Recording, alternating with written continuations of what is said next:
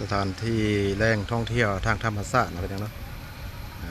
เบิ่งวิวภูผาป่าไม้สวยสดงดงามไปทั้งมาสถานที่นี่มันจะมีตู้ให้เนาะเป็นตู้อยู่สำหรับการลินมาเที่ยวแล้วมีผานี่คนนึงผาในสูงประมาณ5,000 เมตรพี่น้อง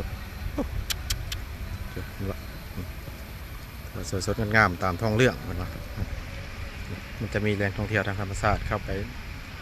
ทางตีนผานี่เนาะทางในจะมีวงดนตรีมีวงดนตรีให้ฟังเพลง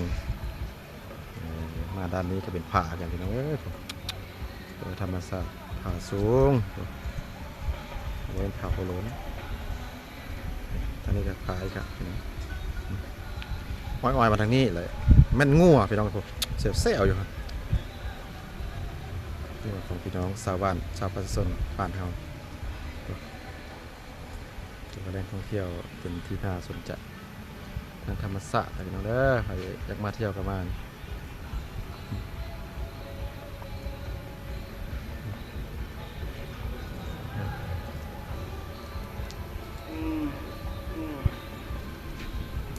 งานพี่น้องเซ็นเดอร์เดี๋ยวมาเบิ่งมาเที่ยวมาส่งทางธรรมศาสตร์นะ